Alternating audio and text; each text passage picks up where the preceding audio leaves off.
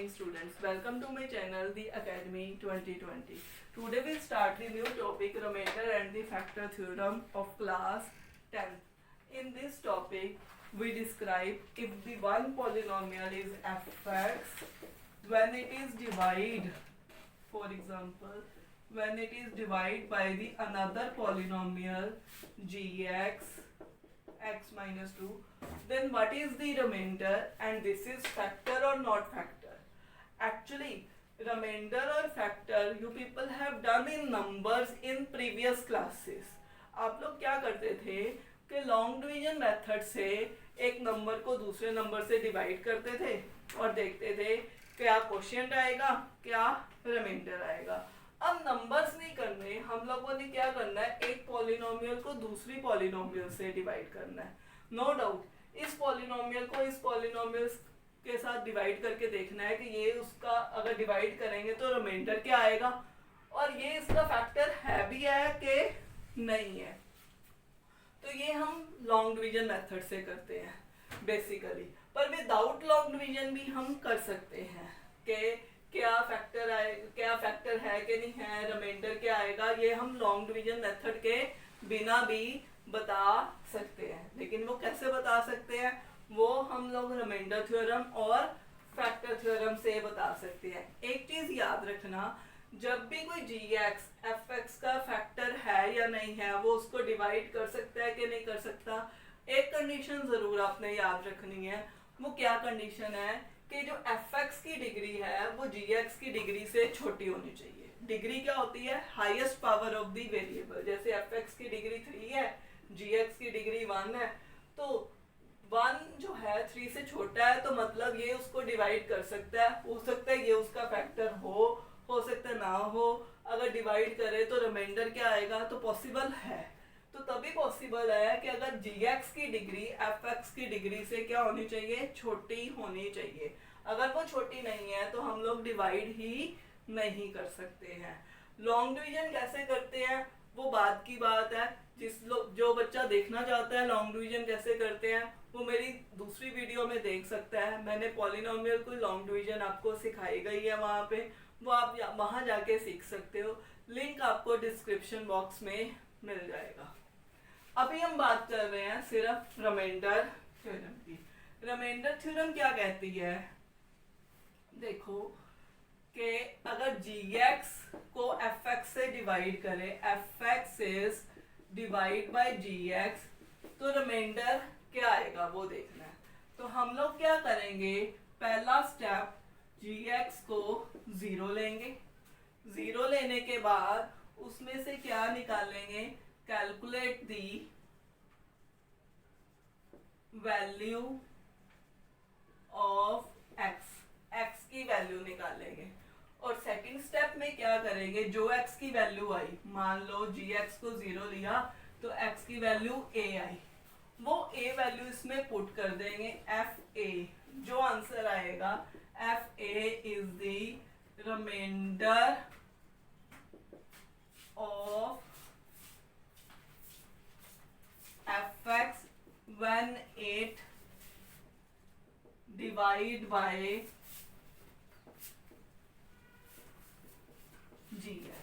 जब उसको gx से डिवाइड करेंगे तो वो रिमाइंडर आएगा. जैसे इसी क्वेश्चन में देखें हम लोग अगर ध्यान से, gx ये है, तो पहला स्टेप क्या है बेटा, हम gx को 0 लेंगे. gx को 0 लिया तो x की वैल्यू क्या आ गई, 2. जितनी x की वैल्यू आई वो इसमें सब्स्टिट्यूट करेंगे. सेकंड स्टेप हम f2 कैलकुलेट करेंगे. x की जगह 2 पुट करेंगे, 2 की cube, 2 into 2 square, 3 into 2 plus 1. तो क्या आ गया आपके पास, 8 माइनस 8 प्लस 6 प्लस 1, तो क्या आया 7. तो इसका मतलब 7 is the remainder. Clear students. फिर सुनो, रिमाइंडर थ्योरम क्या कहती है कि बताओ अगर fx को gx से डिवाइड करा, दोनों ही पॉलिनोमियल थी, तो क्या रिमाइंडर आएगा. तो आप पहला स्टेप क्या लोगे, gx को 0 लोगे और उसमें से x की वैल्यू, जैसे gx ये था, इसको 0 लिया तो x की क्या वैल्यू आ गई, 2. जो भी वैल्यू आएगी वो हम fx में क्या करेंगे, सब्स्टिट्यूट करेंगे. जैसे एफ एक्स की वैल्यू इसमें पुट करी तो कैलकुलेशन करने के बाद क्या आंसर आया 7। तो 7 इसका रिमाइंडर आ गया कब, जब एफ एक्स को जी एक्स से डिवाइड करेंगे। This is the remainder theorem. Clear students, note down. To clarify more, देखो स्टूडेंट्स एक क्वेश्चन और, find the remainder when this is divided by this. तो मतलब ये एफ एक्स हो गया और ये जी एक्स हो गया। उसने बोला रिमाइंडर बताओ जब इसको इससे डिवाइड करेंगे। तो without long division by remainder theorem बताना है हमें। तो हम कैसे बताएंगे, मैंने क्या स्टेप बताया। पहला स्टेप, टेक 2x + 1 को 0, जो gx है उसको क्या लेना है 0 लेना है। तो वहां से x की वैल्यू निकालनी है। x की वैल्यू बेटा क्या आई -1/2। और वो वैल्यू हम लोगों ने सेकंड स्टेप में क्या पुट करनी है, इसमें ये एफ एक्स था आपके पास, x² - 8x + 4, इसमें पुट कर दो। x जहां जहां है वहां वहां -1/2 पुट करो और कैलकुलेट करो। तो ये क्या आ गया 1/4, किसी चीज का स्क्वायर नेगेटिव होता है, माइनस माइनस प्लस हो गया 4 + 4। सो क्या आया आपके पास 1/4 + 8। तो 8 1/4 इज द रिमाइंडर। हम मिक्स फ्रैक्शन में सीधा लिख दिया, 8 प्लस हम फ्रैक्शनल पार्ट था तो हम सीधा लिख सकते हैं 8 1/4 इज द रिमाइंडर। फिर देखो क्या करना है हम लोगों ने, जिससे डिवाइड करना है, रिमाइंडर थ्योरम क्या कहती है, उसको 0 लो, वहां से x की वैल्यू निकालो, वो ऊपर वाले इक्वेशन में पुट करो। जो सॉल्व करके आंसर आएगा वो उसका क्या होगा, रिमाइंडर होगा।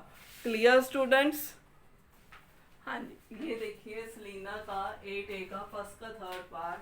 If x + 4 1 is divided by x + 1 what is the reminder.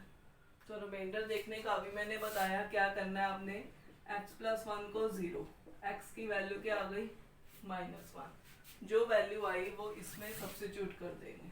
F x ले लेंगे हम लोग, x4 + 1, तो f -1 ले लिया, -1 की 4 + 1, -1 की 4 1 हो जाएगा, 1 + 1 2, therefore 2 is the remainder।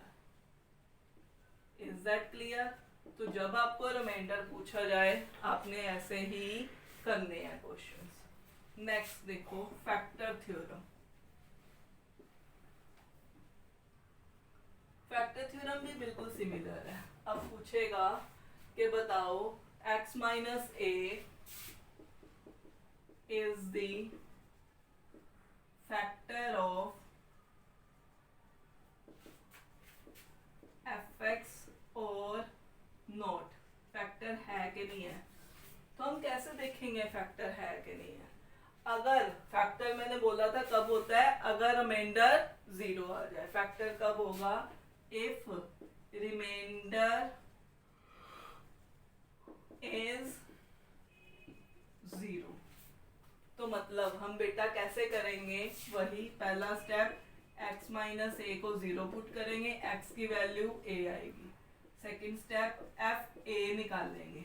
अब एफ ए पीछे निकाला था, कभी 2 आ रहा है, कभी 7 आ रहा है, कभी पॉइंट्स में आ रहा है, कभी फ्रैक्शन में आ रहा है। अब एफ ए 0 आना चाहिए।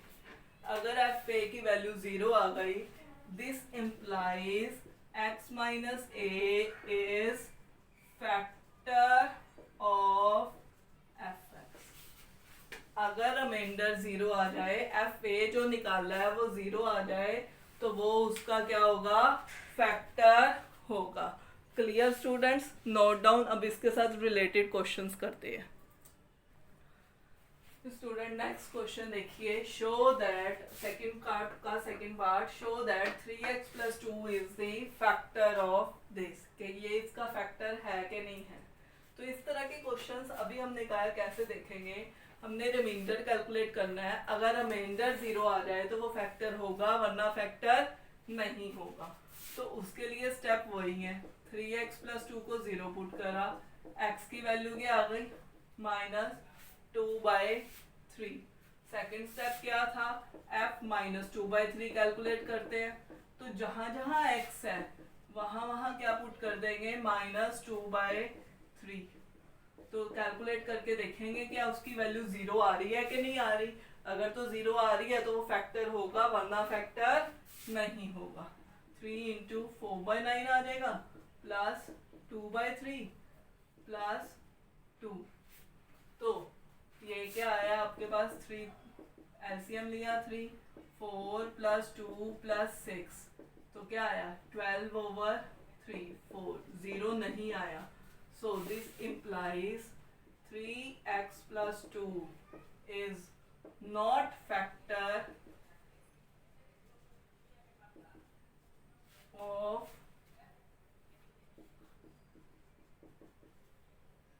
उसने कहा था शो करो या बताओ इज दैट फैक्टर, है कि नहीं है ये फैक्टर। तो हमें रिमाइंडर चेक करना है। अगर रिमाइंडर 0 आ जाए तो फैक्टर होगा, यहाँ रिमाइंडर 0 नहीं आ रहा तो फैक्टर नहीं है। स्टूडेंट्स नेक्स्ट क्वेश्चन देखिए, फाइंड के if 3x - 4 is the factor. अगर फैक्टर आ रहा है तो मतलब 100% एफ ए क्या आएगा, 0। तो मतलब x की वैल्यू 3x - 4 को 0 लेंगे, x की वैल्यू क्या आई यहाँ से 4/3।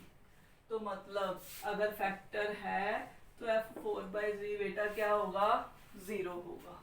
तो मतलब 3 इंटू 4/3 का स्क्वायर प्लस 2 4/3 माइनस के इक्वल टू 0।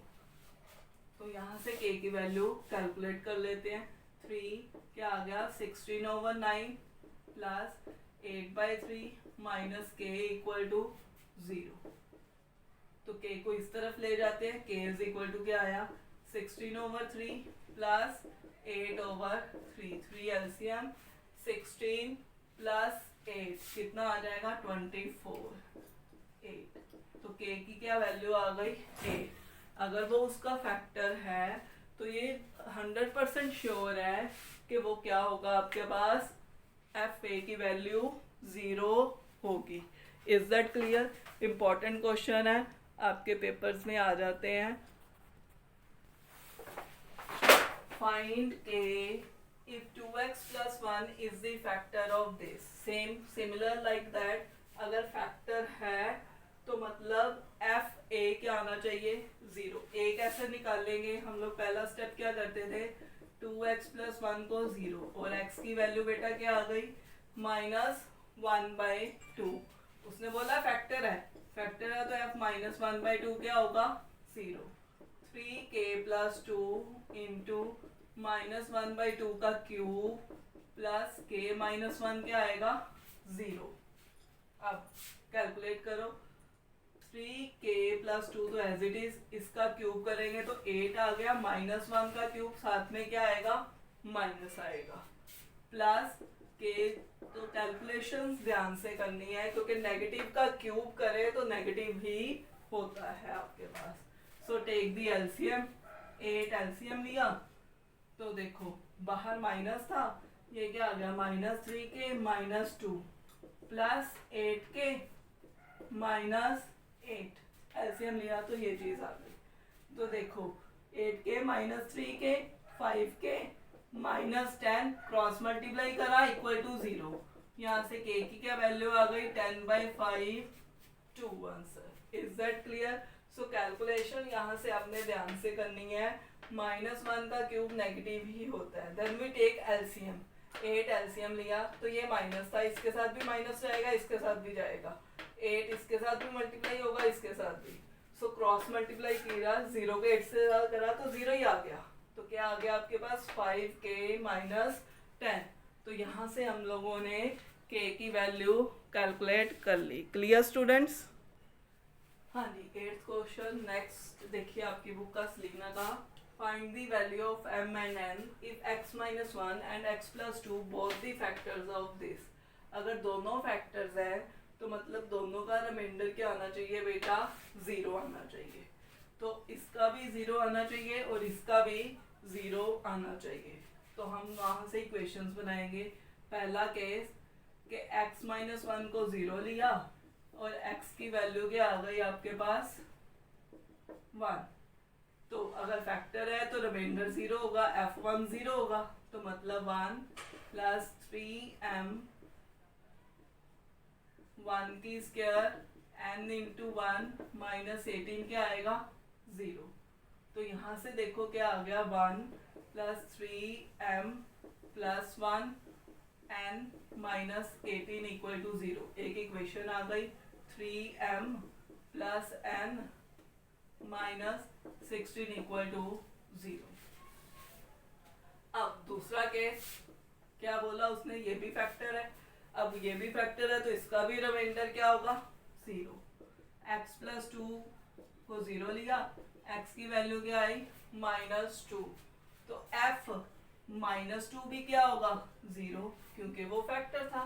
तो मतलब माइनस 2 की cube plus 3m plus 1 minus 2 का square n into minus 2 minus 18 बेटा क्या होगा 0 होगा। माइनस 2 की क्यूब क्या आएगा माइनस 8, माइनस 2 की square 4 plus 4 into 3m plus 1 minus 2n minus 18 equal to 0।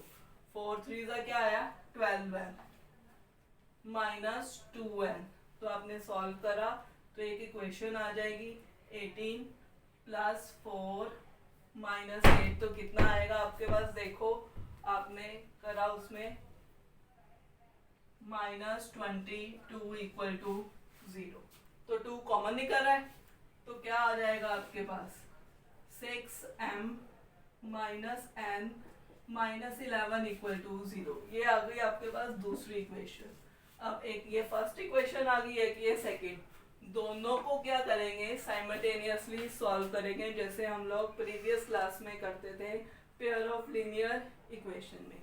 चाहे आप एलिमिनेशन मेथड से करो, चाहे आप क्रॉस मल्टीप्लिकेशन मेथड से करो, चाहे आप सब्स्टिट्यूशन मेथड से करो। मुझे तो हमेशा ही एलिमिनेशन मेथड थोड़ा सा बेटर लगता है या cross multiplication method. 6m minus n minus 11 था तो हम लोग दोनों को ऐड कर दिया तो देखा n कट जाएगा, ऐड करो ये और ये कट गया तो क्या आ गया 9m माइनस, और m की वैल्यू क्या आ गई 3। अगर m की वैल्यू 3 आ गई तो सब्स्टिट्यूट करो, n की वैल्यू निकल आएगी फ्रॉम फर्स्ट 3 इसमें पुट करो 9 minus n minus 16 equal to 0। तो यहाँ से n की क्या वैल्यू आ गई आपके पास 7। Clear student. तो अब इस तरह के क्वेश्चन ज़्यादा इम्पोर्टेंट हैं, अक्सर एग्जाम में आते हैं। When x cube 2x square minus kx plus 4 is divided by x minus 2, the remainder is k. Find k. It's very important question. अक्सर एग्जाम में आ जाता है ये क्वेश्चन। सो रिमाइंडर निकालना, बेसिकली हमें रिमाइंडर निकालना है। रिमाइंडर क्या होता है fa। तो क्या करेंगे हम लोग, पहला स्टेप x माइनस 2 को 0, x की वैल्यू 2 आ गई तो रिमाइंडर क्या दिया हुआ उसने k, यानी कि f2 की वैल्यू क्या दी हुई है आपको k ही दी हुई है। तो पुट करो 2 की क्यूब 2 इंटू 2 की square minus k into 2 plus 4 क्या दिया हुआ है k के इक्वल दिया हुआ है 8 plus 8 minus 2k plus 4 is equal to k। अब k एक तरफ बाकी सब दूसरी तरफ, तो क्या आ जाएगा 8 plus 8 16, 16 plus 4 20 is equal to 3k। उधर जाके ऐड हो जाएगा, k की वैल्यू क्या आ गई 20/3 यानी कि 62/3। समझ आई है। It's important question. उसने रिमाइंडर k दिया हुआ, बीच में भी k था तो आपको कंफ्यूजन होगी। तो क्या कहा है रिमाइंडर k है, रिमाइंडर k है तो मतलब f a की वैल्यू k है। तो करना तो बिल्कुल वैसे ही है जैसे करते आ रहे हैं। x माइनस 2 को 0 पुट करा, x की वैल्यू 2 आ गई, f2k आ गया, वो सब्स्टिट्यूट करा और वहां से हम लोगों ने k की वैल्यू कैलकुलेट कर ली। Clear students? Next question students, 11th question of your book. It's also very important question. If this has factor x minus 2, मतलब इस polynomial का x minus 2 factor है। अगर factor है तो हमें पता है fa क्या होना चाहिए 0, और उसने बोला है 3 रिमाइंडर है जब इससे डिवाइड कर रहे हैं, तो मतलब इससे fa क्या होना चाहिए 3 के इक्वल होना चाहिए। तो हम पहले पहला केस करते हैं, ये फैक्टर है तो मतलब x माइनस 2 को 0 लिया, x की वैल्यू 2, तो f2 क्या होना चाहिए 0, तो पुट करो 2 की cube 2 square into a 2b plus 6 equal to 0, तो क्या आ गया आपके पास 4a 2b प्लस 2 का क्यूब क्या आएगा 8, 8 प्लस 6 14 इक्वल टू 0, 2 कॉमन निकल रहा है 2a plus b plus 7 equal to 0, ये एक इक्वेशन आ गई। ठीक है, ये पहला पार्ट हो गया कि फैक्टर है। अब उसने कहा 3 रिमाइंडर है जब x माइनस 3 से डिवाइड करते हैं। दूसरा केस क्या बनाएंगे, x माइनस 3 को 0 लेंगे, x की वैल्यू बाई चांस क्या आई 3, तो f3 क्या दे रखा है बाई चांस इसमें 3 ही, क्योंकि रिमाइंडर भी सेम ही दे रखा था क्वेश्चन में 3, तो अब यहाँ x को 3 पुट करो, क्या आ जाएगा 3 की cube 3 square a 3b plus 6 is equal to किसके 3 के इक्वल, तो बनाओ इक्वेशन 9a 3b 3 का क्यूब करोगे तो कितना आएगा 27 प्लस 6 कितना आ गया आपके पास 33 3, तो मतलब इक्वेशन क्या आई 9a 3b plus 30 equal to 0, 3 common निकल रहा है, निकालो 3a plus b plus 10 equal to 0, फिर दोबारा दो इक्वेशंस आ गई, दोनों को साइमल्टेनियसली सॉल्व करके हम लोग a और b की वैल्यू कैलकुलेट कर लेंगे। 3a प्लस b प्लस 10 ऊपर लिख लिया, 2a प्लस b प्लस 7 नीचे, ये b भी सेम था तो हम लोग क्या करा सब्ट्रैक्ट करेंगे तो साइन चेंज होगा, तो क्या कटेगा आपके पास b और b कट जाएगा, 3a minus 2a a plus 3 equal to 0, a की क्या वैल्यू आ गई -3, a की वैल्यू -3 सब्स्टिट्यूट करेंगे और b की वैल्यू निकाल लेंगे, ये आप खुद करो, आपके लिए टास्क है। Is that clear? कंटिन्यू करेंगे हम लोग नेक्स्ट डे कुछ और क्वेश्चंस, अगर आपकी प्रॉब्लम्स होंगी तो करेंगे, नहीं तो नेक्स्ट एक्सरसाइज करेंगे। Thank you students.